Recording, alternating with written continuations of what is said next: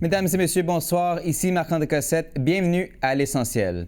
Le premier ministre Mark Carney se rendra à Washington la semaine prochaine en espérant mettre fin ou au moins réduire les tarifs douaniers américains. M. Carney partira pour Washington lundi soir pour rencontrer le président américain Donald Trump mardi. Il s'agit de la deuxième visite officielle de M. Carney à Washington, une rencontre cruciale alors que plusieurs secteurs de l'économie canadienne subissent depuis des mois les contre-coups des droits de douane américains. Pour parler justement de l'importance de cette visite, je reçois François Desmarais, vice-président au commerce et aux affaires industrielles de l'Association canadienne des producteurs d'acier. Monsieur Desmarais, bonsoir.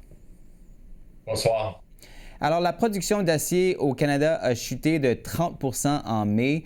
En juin, Washington a doublé les tarifs douaniers sur l'acier et l'aluminium canadien, les portant à 50 % À ce stade-ci, comment est-ce que vous décririez l'importance de cette rencontre pour l'industrie canadienne de l'acier? Très, très, très important. Il faut comprendre que le marché américain est, après le marché canadien, notre plus important marché d'exportation.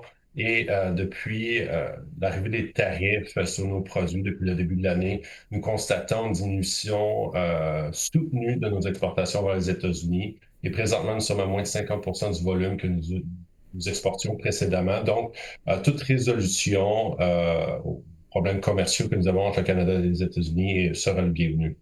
Le mois dernier, M. Carney a dit qu'il cherchait à conclure une série d'accords sectoriels afin d'obtenir quand même un certain répit pour les industries durement frappées par les tarifs américains. Est-ce que vous vous attendez à voir un accord sur l'acier la semaine prochaine? Évidemment, nous l'espérons, mais l'histoire récente nous montre que les ententes que le président Trump, l'administration américaine a signées avec des partenaires économiques au cours des dernières semaines n'a pas permis de vraiment alléger ou de limiter les tarifs sur les exportations d'acier rentrant aux États-Unis. Donc, la barre est très, très, très haute afin de voir une résolution positive des tarifs sur l'acier du moins pour les produits canadiens entrant aux États-Unis. Mais évidemment, c'est notre plus grande attente que l'on souhaite voir se matérialiser. En revanche, si M. Carney revient les mains vides en ce qui concerne le secteur de l'acier, quel message est-ce que ça enverrait à vos entreprises et à leurs employés? Bien, évidemment, ce serait décevant de ne pas avoir de résolution au conflit qui existe présentement, mais il faut savoir que depuis plusieurs semaines, plusieurs mois, nos producteurs ont consenti énormément d'efforts à pivoter leurs activités vers le marché canadien. Et en travaillant de partenariat avec le gouvernement canadien, on est à élaborer, à mettre en œuvre plusieurs politiques qui feront en sorte que nos producteurs pourront davantage reconquérir notre propre marché, servir notre propre marché avec des produits d'acier canadiens. Plus de 60 % de l'acier consommé au Canada aujourd'hui proviennent de l'étranger. Nous savons que nous, les producteurs canadiens, nous avons la capacité de répondre à cette demande-là. Donc, on est à travailler à faire en sorte que le marché canadien devienne notre priorité numéro un. Donc, oui, ce serait décevant de voir que le marché américain n'est pas de nouveau accessible à nos membres, mais il faut continuer à travailler à matérialiser ce pivot du marché américain vers notre propre marché. C'est là qui est vraiment notre avenir en tant que d'industrie productrice d'acier. Justement, si rien ne bouge vite et que les tarifs restent en place, parce que le président Trump, il faut le dire, ne semble pas très disposé à les lever, vous avez déjà un peu évoqué ce plan B, une diversification des marchés. Est-ce qu'on pourrait aussi voir une réorientation de la production? Est-ce que c'est vraiment faisable de venir, en fait, remplacer ce qu'on perdrait en ce qui concerne le marché américain?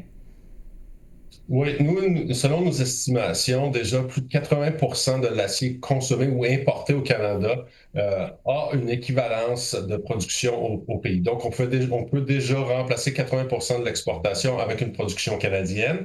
Et pour le marché restant, le 20 % de marché pour lesquels présentement il n'y a pas de production canadienne, nous sommes en train de voir s'il n'y a pas une possibilité d'améliorer nos installations et de mettre en place une production pour ces produits-là au travers de différents programmes que le gouvernement fédéral a mis en place au cours des dernières semaines. J'imagine que votre organisation est en contact quand même assez étroit avec le gouvernement fédéral. Avec qui parlez-vous précisément? Est-ce que c'est le premier ministre, les ministres Leblanc et Joly? Qu'est-ce qu'ils vous disent quant au change de vraiment d'en arriver à un accord avec les États-Unis? À vrai dire, la question de l'acier a été une priorité quand même assez importante pour le gouvernement fédéral, mais c'est essentiellement avec l'ensemble du gouvernement, avec plusieurs ministères, tous ceux qui ont une contribution à faire ont été mis à profit dans ces discussions-là avec notre secteur, autant aussi pour les négociations avec les États-Unis. Donc, on a l'oreille attentive du gouvernement dans son ensemble pour trouver des mesures pour aider notre industrie à passer au travers de la crise, mais aussi à faire en sorte que nous pouvons arriver à une solution négociée avec nos partenaires américains. On verra comment la situation évolue la semaine prochaine, évidemment, mais même si un allègement finit par se concrétiser éventuellement, dans quelle mesure est-ce que vous craignez quand même des dommages irréparables, que ce soit ici au Canada ou chez vos clients aux États-Unis? Vous avez tout à fait raison de poser la question. On croit que les dommages essentiellement vont perdurer pendant une certaine période de temps. Il va falloir que nos producteurs puissent renouer avec leurs clients américains. Pour la plupart de ceux-ci, ils ont maintenant des ententes avec des producteurs américains. Donc, ces ententes contractuelles-là prennent certain temps avant d'être prêtes à être renouvelées. Donc, il va falloir vraiment, pour l'instant, se concentrer sur notre marché canadien afin d'éviter futures perturbations ou certaines imprédictibilités de l'administration américaine dans les années futures. Vous en avez déjà discuté un peu, mais selon vous, à quoi ressemblerait vraiment une relation commerciale équitable ou peut-être même durable avec les États-Unis dans le secteur de l'acier? Est-ce que vous croyez que c'est vraiment quelque chose du passé? Bien franchement, je crois que c'est tout à fait possible de revenir à la situation que nous avions précédemment parce que la relation était bénéfique des deux côtés de la frontière.